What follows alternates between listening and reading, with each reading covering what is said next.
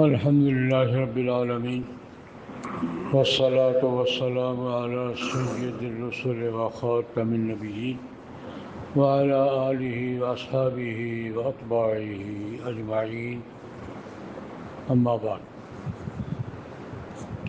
یہ موسم ویسے تو بارش کا ہی ہے، لیکن اس دفعہ بارشیں بہت زیادہ ہو رہی ہیں، طوفانی بارشیں ہو رہی ہیں، شمالی علاقوں میں بھی، کراچی میں بھی، یہاں بھی معمول سے زیادہ بارشیں ہو رہی ہیں، اور سیلابی صورتحال بہت سے علاقوں میں بن گئی ہے، اور پیشی گوئی بھی ہے کہ اور زیادہ بارشیں ہوں گی۔ یہ جو ضرورت سے زیادہ اور حد سے زیادہ ہوتی ہے، اس کو قدرتی آفات کہتے ہیں۔ سیلاب دنیا میں آتے رہے، ہر زمانے میں آتے ہیں۔ اس کے اسباب کیا ہیں؟ کچھ تو سائنسی اسباب ہوتے ہیں، کوئی انکار نہیں ہے، قیامت کی نشانیوں میں سے یہ بھی، لیکن ایک سبب کی طرف میں توجہ دلانا چاہوں گا۔ دنیا میں سب سے بڑا سیلاب کب آیا تھا؟ طوفان نوح کہتے ہیں اسے۔ دنیا کی انسانی تاریخ میں سب سے بڑا سیلاب کون سا تھا؟ پوری روئے زمین پر وہ کشتی والے بچے تھے، باقی کوئی نہیں بچا تھا۔ کشتی میں کتنے لوگ تھے؟ زیادہ سے زیادہ 90، 40، 50، 55، 60 روایتیں ہیں۔ زیادہ سے زیادہ جس روایت میں وہ کیا ہے 90، وہ بچے تھے، باقی ہر چیز غرق ہو گئی تھی۔ نوح علیہ السلام کا بیٹا آنکھوں کے سامنے غرق ہو گیا تھا۔ یہ سیلاب جو دنیا کا انسانی تاریخ کا سب سے بڑا سیلاب تھا، اس کے اسباب میں اللہ رب العزت نے خود ایک بات ذکر کی ہے، وہ بھی سبب ہے، ہمیں اس پر بھی غور کرنا چاہیے۔ قرآن پاک نے بیان کیا ہے کہ نوح علیہ السلام قوم کو کتنا عرصہ تبلیغ کرتے رہے؟ 950 سال، قوم نہیں مانی۔ نوح علیہ السلام کہتے ہیں یا قوم انی دعوت قومی لیلا و نہارا فلم یزدہم دعائی الا فرارا، میں نے بہت پکارا ہے، بہت آوازیں دی ہیں، سرن بنا جہرن بھی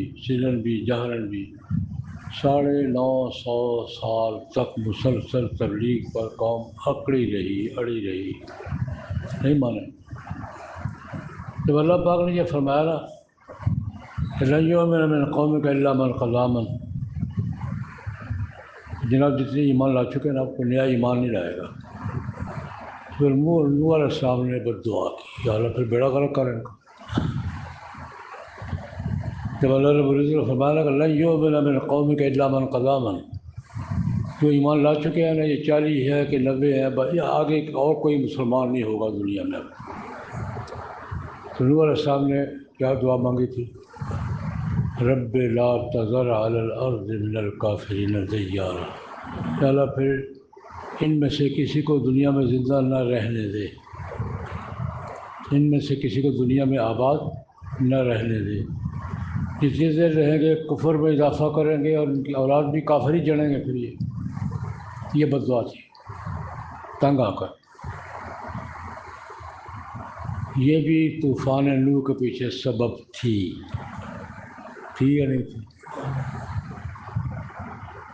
باقی اسباب بھی ہوں گے، کسی سے انکار نہیں ہے، اصل تو اللہ کا حکم ہوتا ہے، لیکن اسباب مختلف ہوتے ہیں۔